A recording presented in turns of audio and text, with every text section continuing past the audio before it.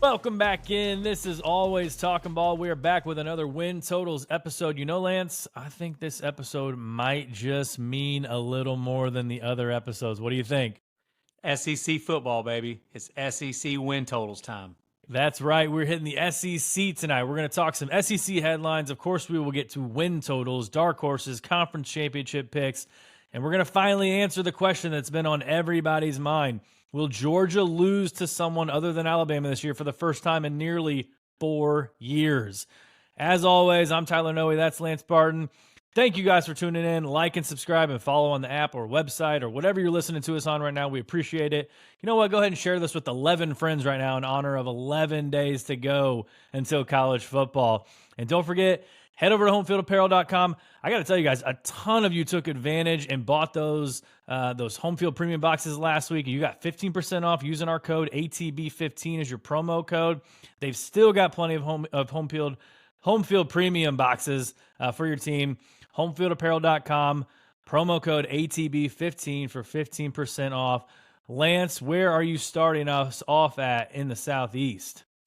We are going to start this off with a bang, my man. We are going to go a little against the grain here with my first win totals pick.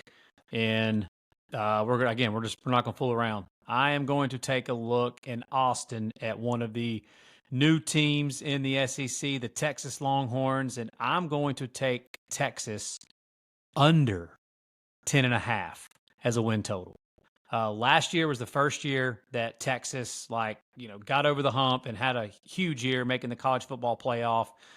They do have a ton of talent back this year, but their first year in the SEC, losing running back C.J. Baxter, they lost so much talent to the NFL. Those monster D tackles that were in the middle of that defense last year, middle linebacker, Brooks, the tailback, multiple receivers to the NFL. Obviously, they bring back Quinn Ewers. They got some solid pieces in the transfer portal. The talent acquisition that Sark is bringing in overall has been very impressive. I think defensively they're going to be a little different this year, not having those monster D tackles in the middle of the defense. I think they're going to be more of a type of pass rush type, on the defensive side this year with Trey Moore, the new defensive end they brought in, and from UTSA. I just think that they're going to be more of a pass rush type team instead of a run stuffing type team overall. I still think they've got a few problems in the secondary. And, 10.5. I just don't think that Texas has done enough yet, man, to warrant having a win total in their first year in the Southeastern Conference, albeit they've got one of the weakest schedules in the SEC. But they still got a few tough games on this schedule. They play at Michigan week 2 in the Big House.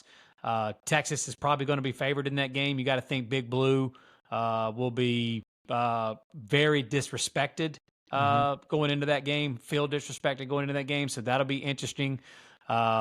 I also like the Red River game against Oklahoma. Everybody's got, Texas has a win total of 10.5 and Oklahoma's got a win total of 7.5. Now I know the schedules are completely unbalanced, but the ranking differential, all of the talk in the offseason, the win total, everything would make you think that Texas is a significantly better football team than Oklahoma, and that's just not the case. These two teams are a lot closer together than these win totals and rankings and everything else will tell you. That line will tell you something as well when those two teams match up on October the 12th in Dallas. They play Georgia, obviously, at home. They're not going to beat Georgia. They're not going to beat Georgia at home. I've already said that on this podcast.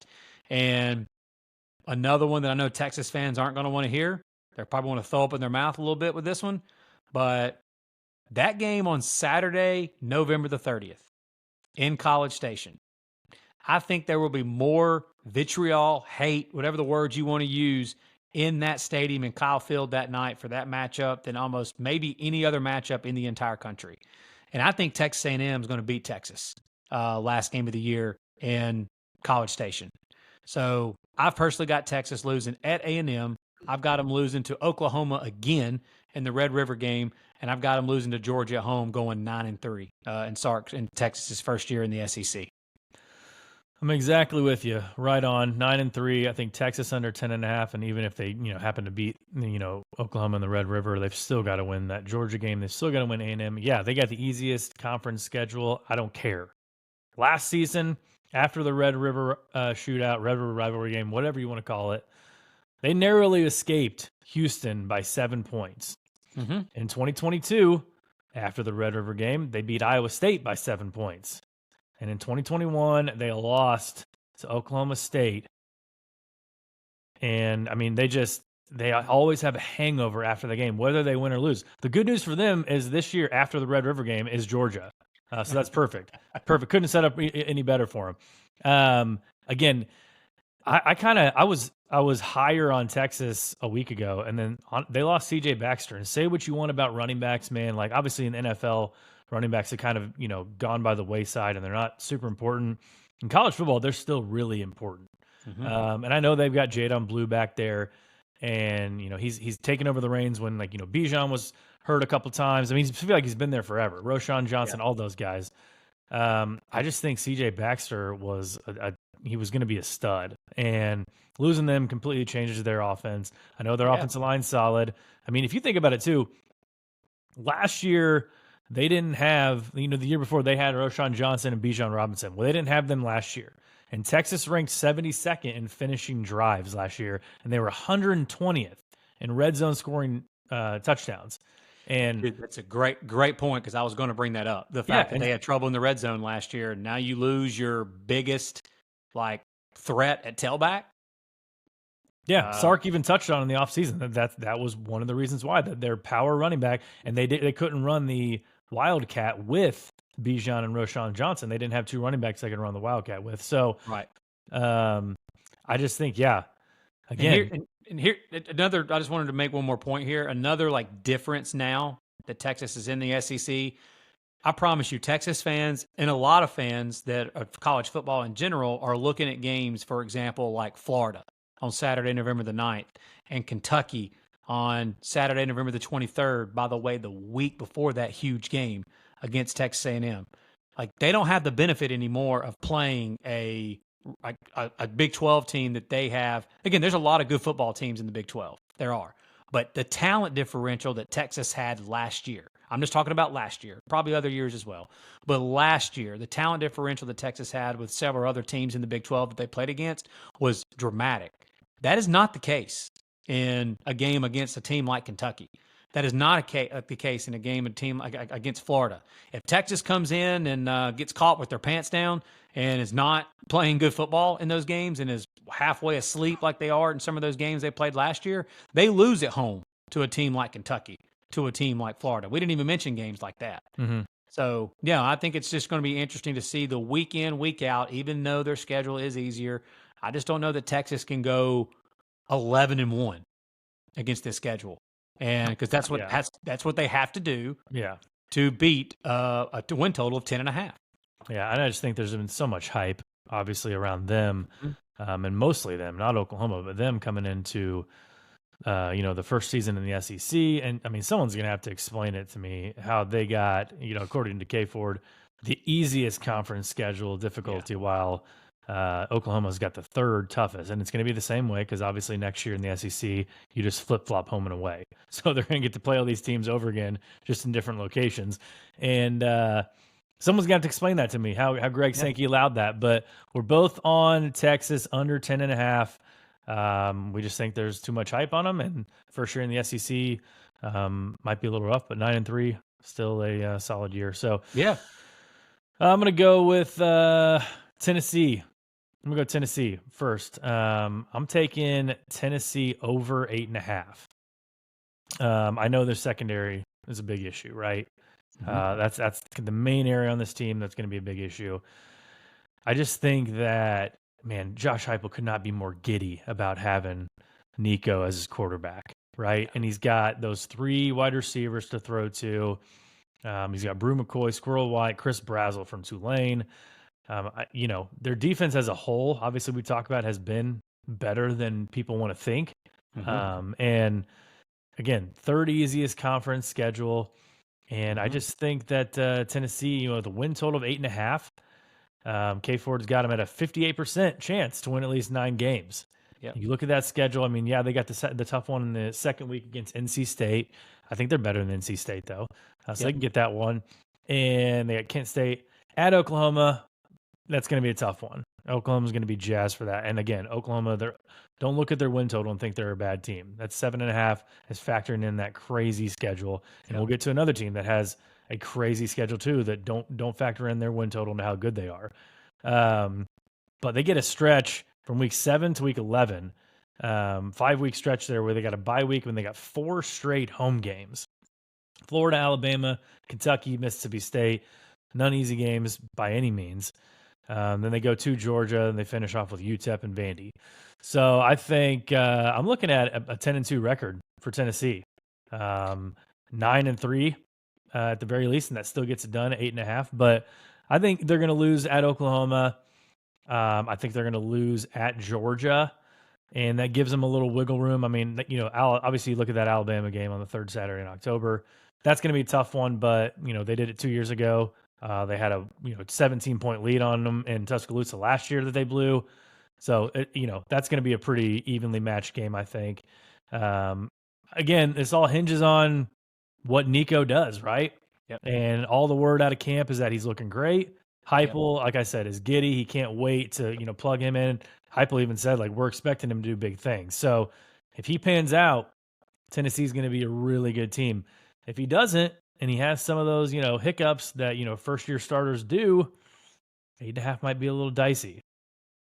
Well, this is another one we match up on. I'm with you. One of my best bets for these season win totals is the Vols over 8.5. And this is Josh Heupel's best team overall, talent across the board, both sides of the ball, that he's ever had. That includes the 11-win team that they had a couple of years ago where they came out of nowhere and had that huge year. Going back to his UCF days, etc. And you can always just count on Josh Heupel's offense to be explosive and to be one of the best offenses in the country. Last year was the first year that one of his offenses, since he's been a head coach, dating back to his days at UCF, that he did not have a top 10 offense overall as far as total offense, scoring offense, etc. And they were still in the top 25. Like you mentioned, the defense, they've been better defensively the last 2 years. They were top 25 defense last year, and their defensive line is one of the best defensive lines in the country going into this year. They've got defensive end James Pierce, edge rusher, who is one of your top overall selections as far as mock drafts are concerned for the NFL draft. They've got 4 or 5 defensive tackles that are deep on the defensive line. And they've got one of the better offensive lines in the SEC. So they're really good at the line of scrimmage. They've got great skill position all across on offense. We think Nico Iamaleava is going to be one of the better quarterbacks in the country this year and probably going to be one of the biggest breakout stars, period, in that Josh Heupel offense. And you mentioned the schedule. It's one of the easier schedules in the SEC. So, yeah, I've got them either 9-3 or 10-2, and I could definitely see a path to 10-2.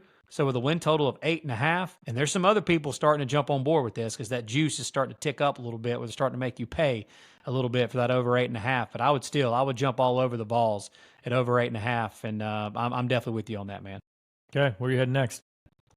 Let's go to a team down the road from here. You got them on your chest there. Show off the shirt there, man, from the home field. The Mizzou Fighting Tigers.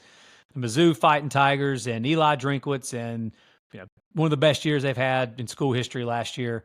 Incredible year for Mizzou. And their offense going into this year is going to be loaded.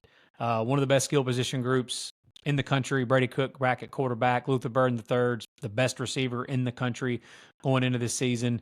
I love what they did with the 2 group of 5 tailbacks that they brought in to replace Cody Schrader to run that zone stretch that they run. Kirby Moore back as offensive coordinator. I love what Mizzou's coming back on offense.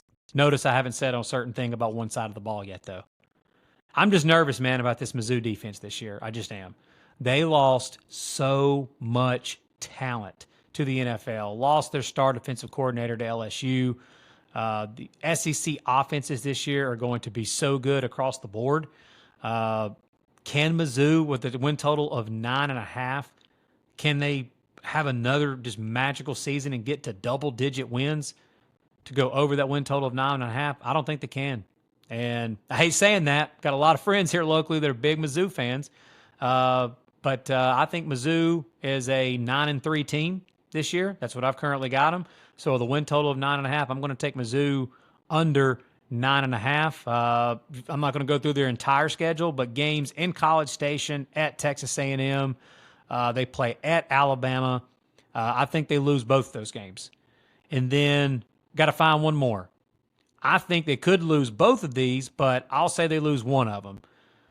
A lot of people are just looking at Auburn on their schedule this year and saying, well, that's a win. Like I've seen like people saying that on Twitter, etc. Auburn's going to be much better this year. And another one, Oklahoma. People see Oklahoma in their schedule and just automatically like your better teams are counting that as a W. No. Those are going to be really good football games, and I think they lose one of those two between those two games. Could lose both of them and go 8-4. But between both of those games, I do think they lose because they play Auburn, Alabama at Alabama, and Oklahoma back to back to back. And so I think between at Texas A&M, at Alabama, and either Auburn or Oklahoma, they lose, and Mizzou goes 9-3 and goes under that win total of 9.5. Yeah, it's going to be tough for Drink and the Tigers to live up. I mean, this year they've got expectations, right? Yep. They didn't have much expectations last year. We knew they had a talented team and talented wide receivers, skill players, all that. But they kind of just came out of nowhere to have a good season. I mean, play Georgia really well, win some really good games at the end. Again, we touched on their schedule last year about how, it took a 61-yard field goal to beat Kansas State. And it took, Memphis took them, down to the wire. They won that game by 7 points. And they were fourth. They were like fourth and a mile at the end of the game with seconds left against Florida. And somehow Florida forgot some guy by the name of Luther Burden III and just let him get down the field. And it was for real, like fourth and forever. And they converted that. So in that magical season, you're right. They had multiple games where they pulled one out of their, at the end of the game to win. Can they do that again? Can they? Yeah, they can. They definitely can. More people would probably take the other side of what I just gave you, but I think 9.5. And again, that hurts me to say this. You see the helmet right over my shoulder here, that MIZZOU helmet. I pull for them now that I'm here living in St. Louis. I hope they do well. But I just, again, we're about trying to make some money here right now with these win totals, and I think they get under that 9.5. Yeah, the 9.5 is tough too. I mean, it's inflated because they've got the second easiest conference schedule. Yep. They got the easiest overall schedule in the SEC because they're out of conference are Murray State, Buffalo, Boston College, and UMass. So, yeah, I'll put you on the spot here. Sorry, I'm just going to do it. If you flip flopped Oklahoma and Mizzou, would Mizzou have a win total of 7.5, 7, something like that too? No, yeah, I mean, yeah, probably. Probably. And Oklahoma would have a win total of 9.5, probably. Yeah, and Oklahoma would be penciled into, fringe playoff team. Right, exactly. So that's, again, here we are at the unbalanced schedules. But I still even think with that, I just don't think Mizzou gets to 10 wins. Yeah. It's a good pick. I like it. I am going to go with one. I'm going to surprise some people here because if you are a longtime listener of the podcast, you'll know that one of our win totals that we disagreed on last year that went down to the wire. Oh, no. Was the Florida Gators. Are you about to do it? It was the Florida Gators. And I was a big-time hater of the Gators last year. You were a Gator hater last year. I was a Gator hater. Their win total last year was 5.5. Yeah. I said, no way. They're not getting there. And they got to 5 and 7 because the back end of that schedule was tough. This year, the back end of that schedule is just brutal. Their win total was 5.5, 5, and it's down to 4.5. Disrespectful. It's so low that I can't be a Gator hater anymore, and I got to go over 4.5 for the Gators. Okay, you doing the old stock trick there? Buy low. I like it. Buy low. Billy Napier. I think they bounce back, and I think they get to a bowl at 6-6. If this was 5.5, I wouldn't take it. I wouldn't take the over 5.5. But if it's 4.5, heavily juiced at the books, okay? I'm with you, man. I'm with you. I'm Florida over 4.5 with you. Go ahead. Sorry. It's a brutal schedule. It's the 5th toughest in the conference. And not to mention in the out of conference, they play Miami, Florida State, and UCF. All who we've touched on our ACC and Big 12 win totals episodes that are on YouTube right now. The last 5 games for Florida, man, like they're going to have to get some wins early, which I think they can do. But their last 5 games are just, I mean, it's the toughest stretch in the nation by far. But starting week 1 with Miami, I think we're both in agreement. We like the Gators in that one as of right now. Even without Montrell Johnson, I mean, I know the depth of running back's not great, but Florida likes their running back. Hey, Miami yeah. fans, clip this. Florida ain't losing in the swamp week 1 to Miami. They're not. The Gators are winning week 1 against the Canes. Yeah. So Miami coming to town week 1. It's going to be tough. If they lose that, I think they still get it done. They could still get to 5-7 because I got them at 6-6. But Sam for the next week win. I think they're going to win against Texas A&M at home. Okay. Me too. I think they're going to win at Mississippi State. And I think they're going to win. I think they're going to beat UCF. I think they start best 5-0, at worst 4-1 if they drop one of those Miami or A&M games. Then they go to Tennessee, which they've had great luck against Tennessee. There's no saying they can't win that rivalry game there. But Tennessee, we're high on them. Obviously, 8.5 on the over. So they're going to be, say 4-2, right?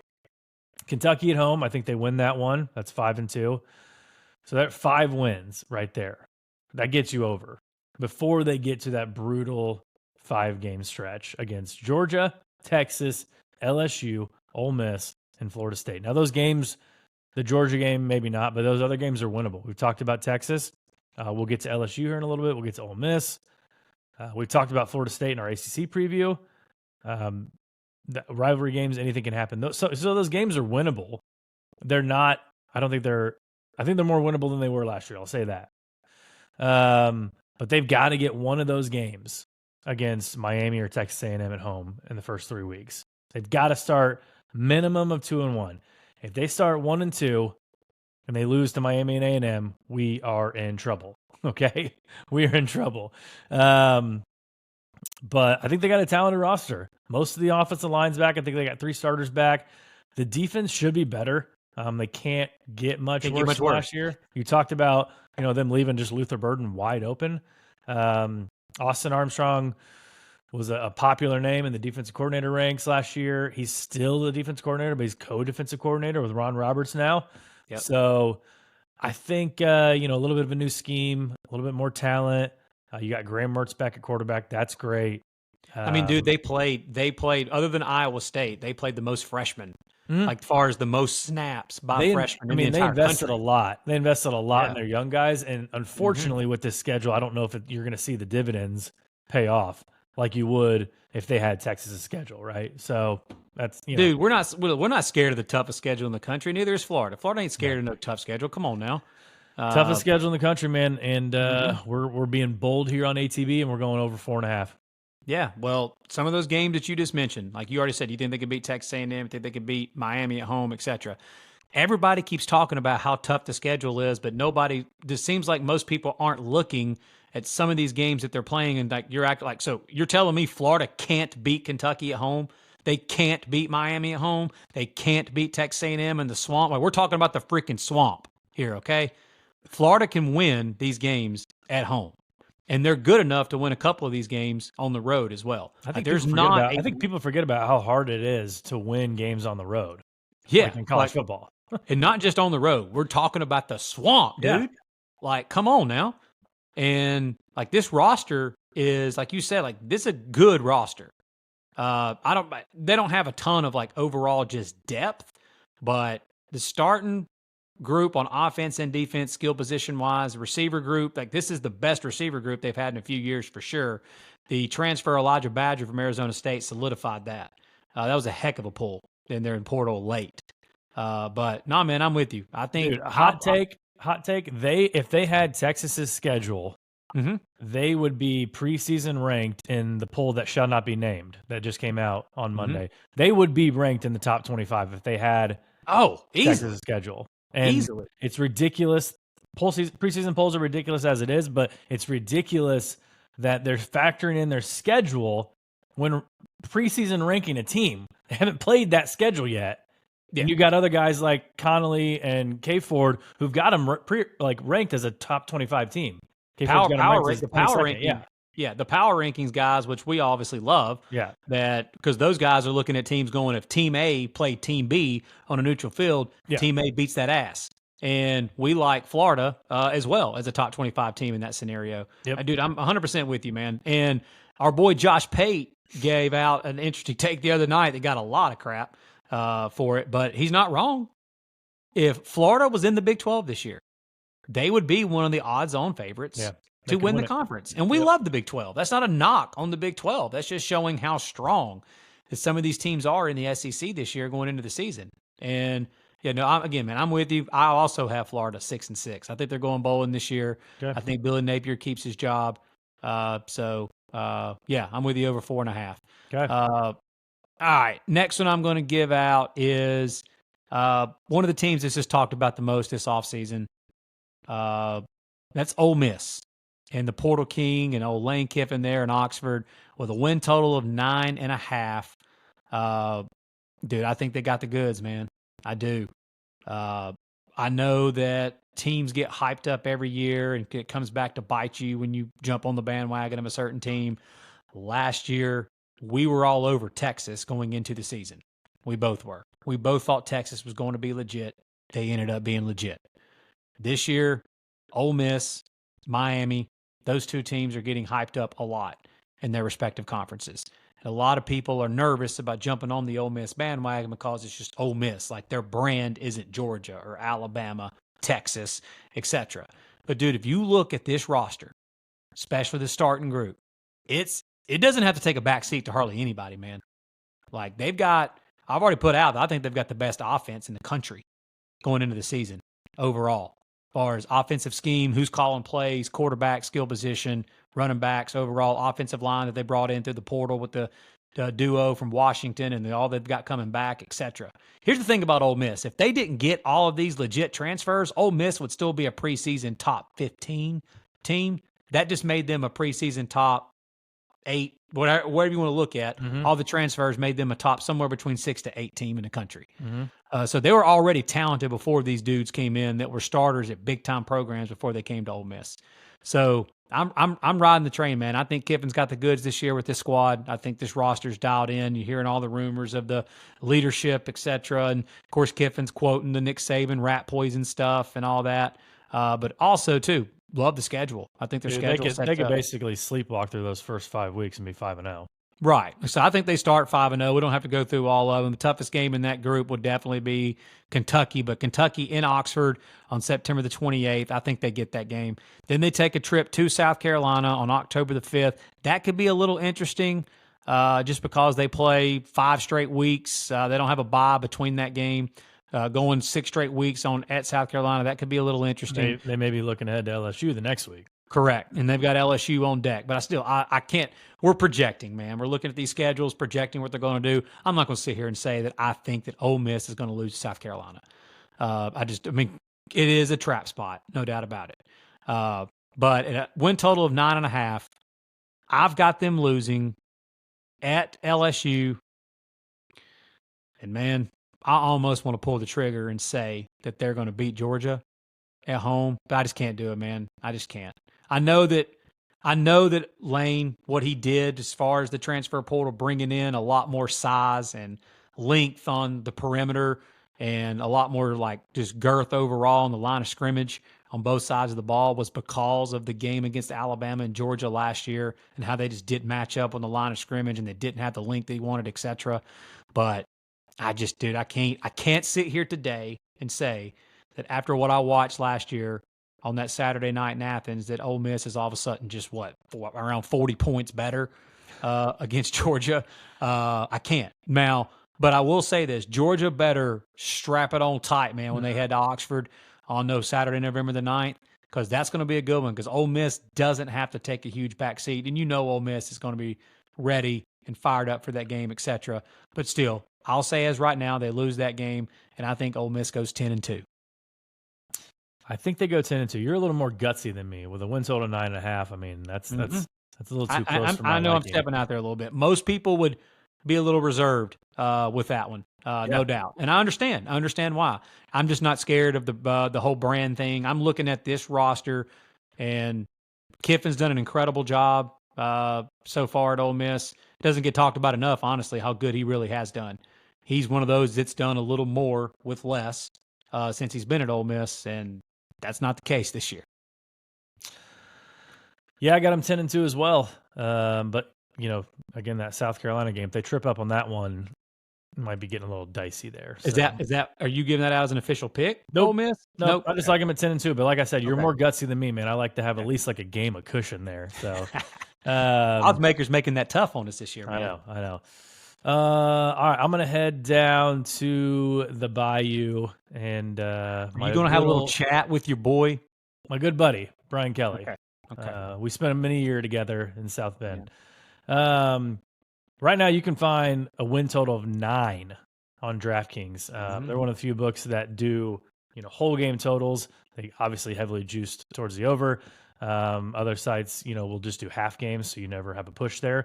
I love getting the push though, and just gives you. I mean, if I make my money back and they go 9-3, great. 5th easiest schedule in the conference for LSU, and obviously we can't touch on it enough. But Brian Kelly in his 3rd year at either Central Michigan or Cincinnati or Notre Dame. Now he's at LSU in his 3rd year.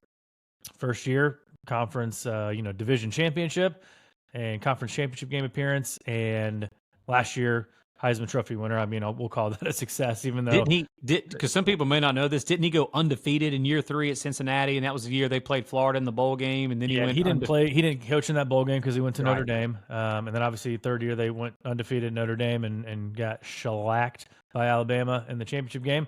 But we don't. I can barely remember that game, so don't blame you. But LSU, they open up a tough one, right, with USC. I think they're a 6-point favorite in that game right now. A little look ahead to week 1 lines in Vegas. The monster underneath LSU's bed is opening games. Well, yeah, I mean, past 2 years against Florida State, that's been tough. And the past 5 years, I mean, Mississippi State was one of them. I think one at UCLA. Yep. We're going to know a lot about LSU in the first game. I think they should beat USC. But again, if they don't have that secondary right, and Miller Moss looks anything like he did again the bowl game last year with Lincoln Riley pulling the strings, could be in for a long night, could be a high-scoring game. That's going to be basketball on turf, bro. Exactly. In Vegas. Tough one, week 3 at South Carolina, but we already know that game's at noon, and they're lucky. That's all I can say. They're lucky not playing at Williams-Brice at night. Yeah, Sandstorm at 10:45 a.m. is a lot, or noon, what's Eastern time? Yeah. At 11:45 is a lot different than 7 o'clock at night. Yeah, no light show going on there. So They finally get the UCLA return game, South Alabama. So then you get to the meat of their schedule. They get Ole Miss at home. That was a crazy game last year that they lost because they had no defense. I think they get revenge on that game this year. I think they beat Ole Miss. Arkansas should be a win. A&M, that's going to be a tough one. That one I think might be it's easily going to be the toughest road game on their schedule. It might even be the toughest overall game on their schedule. And I know you're going to hate me for saying that because they get a bye week and then they play Alabama the next week. And all Brian Kelly did that year 1 was beat Alabama in overtime on that 2-point conversion. Played them well last year, but again, no defense. Just let Jalen Milroe that was Jalen Milroe's Heisman game right there that almost got him invited to New York. Yeah. So you were in my house watching that game with me. Exactly. You got to see my Bama ridiculousness in person. Yep. At Florida after that, I mean, could be a tough one, and then finishing off, Vandy, and then Oklahoma, of all teams, I don't know if they're trying to start a rivalry game there or what. LSU and Oklahoma. So, I personally have LSU. I think they can win 11 games this year. Woo-hoo! Yeah. Okay.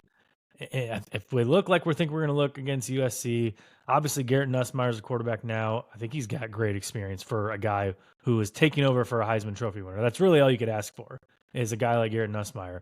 Kyron Lacey, CJ Daniels. I mean, the skill positions, the offensive line. I mean, one of the best offensive lines in the country. Offense is no issue. Again, the defense. Can they be better than last year? They better be. I mean, if they are worse than last year, that's going to be historic. And dude, real quick. Can you believe that people out there are actually talking about LSU in a negative way about offensively? Well, how are they going to replace Malik Neighbors and Brian? They don't know. If anybody in the country is worried about one position with LSU, it better not be freaking wide receiver. I mean, come on. Yep. And every year they recycle it's just somebody else's turn. It's next man up. Yep. So I'm go ahead. Full defensive staff overall, right? Blake Baker, your guy, coming over as defensive coordinator, highest paid defensive coordinator in the country. Bo Davis on that D line. Yeah, moving Harold Perkins back to inside. Not fooling around with whatever they were doing with him last year. But again, it's just all up to the defense. And if the defense can improve, I mean, they've got the 5th easiest schedule in the conference, like I said. They don't play Georgia. They don't play Auburn. They don't play Tennessee. They don't play Texas. They don't play Missouri. All right. That's a pretty darn easy schedule. And your non-conference looks tough because you got USC and UCLA on there. Those are winnable games. Obviously, we know that. So we'll get to more LSU later, but I like them at over 9 at DK. Well, there's another one matchup on. And by the way, folks, we don't talk about these before our episodes because we want it to be a surprise for each other when we're doing this. I agree with Tyler 100% on the part of the fact that it's on that whole number of 9.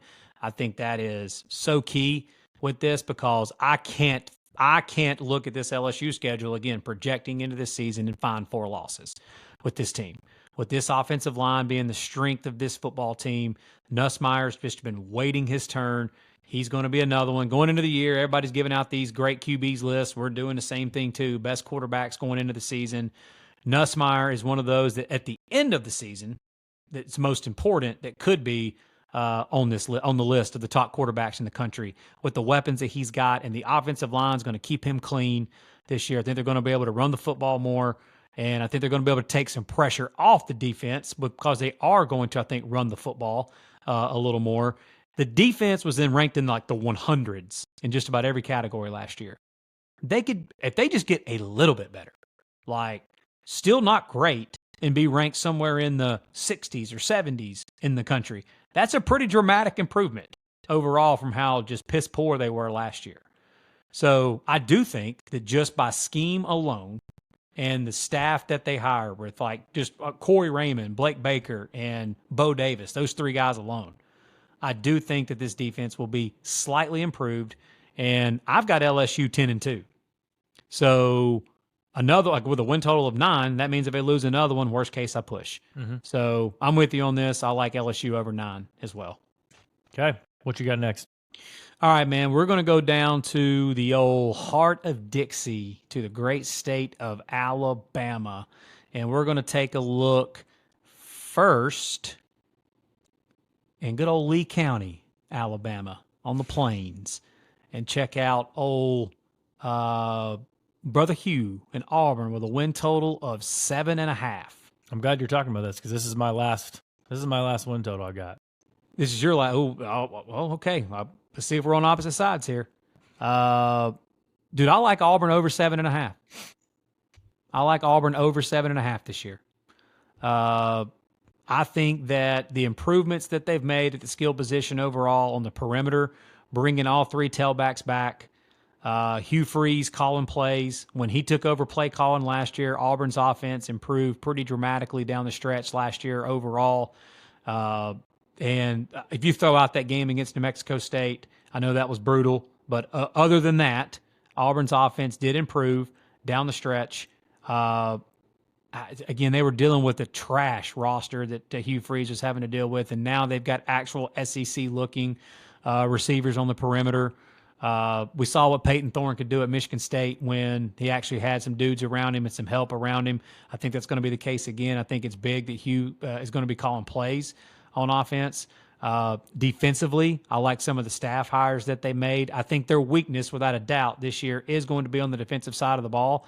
But when I look at this schedule to go under a win total of 7.5, I've got to find 5 losses. I think they start 5-0. I think they beat Alabama, A&M, Cal, and New Mex, Arkansas. That's their first 4 games. And then Oklahoma's first road game. Look, again, I'm from the state of Alabama, and I've got tons of good friends that are Auburn grads and big-time Auburn fans.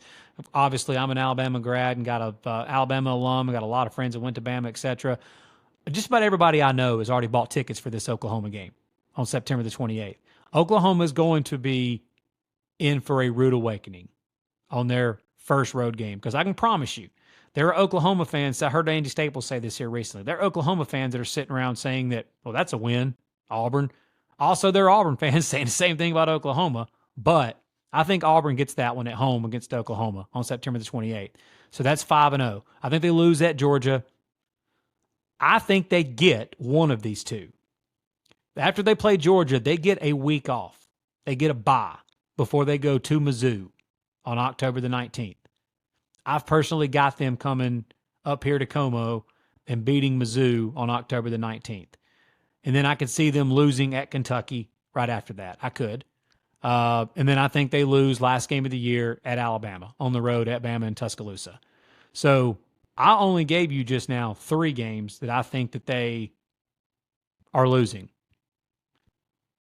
I'm going to say Auburn goes somewhere between 8-4, 9-3. I'm going to say 8-4 with a win total of 7.5. I'm getting plus 125 juice on this. And I want to thank Vegas and the odds makers for giving me that plus money. I'm going to take it, and I'm going to take Auburn over 7.5. If you guys listened to our win totals episodes last year, you know, when we matched up on some win totals, we were very successful. Great minds think alike. Oh, you got Auburn over? I've got Auburn over for 7.5 as well. It's my last one. So we had 4 that matched up today.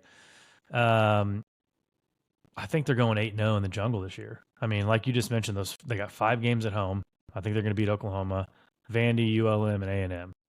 I mean, Cadillac Williams can come back and coach that game against A&M, and when they're going to win it, you know that's going to happen. So they're going to be comfortable favorites in 6 of those games. Those OU and A&M games are going to be, you know, pick-ems, basically.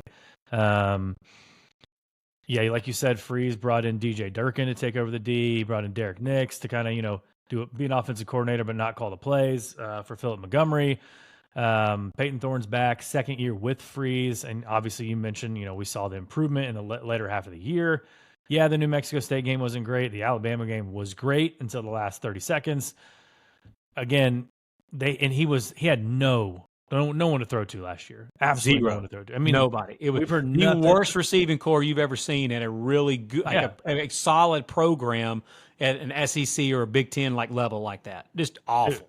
And we've had nothing but great things said about the wide receivers now, especially Cam Coleman. But I mean, you know, Keandre Lambert-Smith. I mean, who else? What else have you been hearing at Auburn as far as their wide receivers? Oh, I mean, honestly, what I've heard is, for the most part, is that when you go to practice, they look like SEC wide receivers. That was actually Hugh's comment. He said, they look like SEC receivers. Like, it's hard to find these guys, but you got to go get them, et cetera. That was what he was saying in his quote. And they do, man. I mean, they are physically imposing at the receiver position overall, and they're stacked with 5-star talents at Perry Thompson, like you said, Cam Coleman, Lambert-Smith from Penn State. Robert Woods was a solid receiver. They had over 1,000 yards receiving at Georgia State. That's going to be in the slot for them. That's going to be a really good receiver. They've got 2 other guys that were high-rated 4-stars that kind of didn't get the publicity because of the 2 5-stars of Perry Thompson and Cam Coleman that's going to be playing. So overall, the talent acquisition and the upgrade at that position alone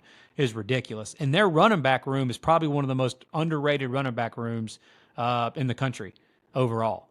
I do think they're going to be a little in trouble on the defensive side of the ball, but I do think that Freeze, kind of like we talked about with LSU a minute ago, I think that Freeze will run the football well. He'll be able to create some stuff off the play action, for Peyton Thorne. But again, at this schedule, man, I'm trying to find 5 losses. And I mean, I guess you could really pick and choose whatever, but like, I don't see it. I don't see it. Yeah. I mean, they got that Georgia game that is, the 6th week of the season there, and they're going to, I mean, if they go 5-0, obviously it'll be a bigger matchup, but they're going to be, I mean, I think right now they're close to 24-point underdogs in that game. And they've gotten waxed in Athens the last several years. Yeah, and I mean, most people do. So if you're the type that likes to bet, early, bet on games early, bet on games of the year or so, they're 23.5-point underdogs right now, and you should take that right now because if they're 5-0, it'll probably tick down to like 20, 19, something like that. They're still going to be heavy underdogs, but if you like Auburn to hang with them there, take that now. But yeah, Auburn over 7.5. I'm with you there. I think 9-3, and Hugh Freeze 2nd year. I mean, that's a good season, and obviously, they're starting to pull in some big time recruiting classes here for the next couple of years. But Auburn over 7.5 is a good one for both of us. It's all you from here on out, my man. All right, man. I'm going to shock the world. I'm going to shock the world here. Okay. Oh boy. I'm going to head to Tuscaloosa and take that plus 120 candy that odds makers want to just hand out to everybody right now. And Alabama with a win total of 9.5 at plus 120. Thank you for the disrespect there, odds makers. I will take the Tide over 9.5 at plus 120. And I will also take the Tide at plus 100. This is actually it was at plus 125, and that's dropped all the way to plus 100. So it looks like the secret's out. That people's obviously jumping on this as well. But I'll take the Tide at plus 100 to make the playoff as well. But I'm sorry, man. Like Kelly Ford already confirmed this the other day when we were talking with him. If Nick Saban were the head coach of this team still, the win total would not be 9.5. I don't care what this schedule is. And this is still one of the most talented rosters in the country. Kalen DeBoer does nothing but win his butt off. He took Washington to the national championship game. And all of a sudden now he's in Tuscaloosa with one of the most talented rosters and by far the most talented roster he's ever had. They're just not going to win football games.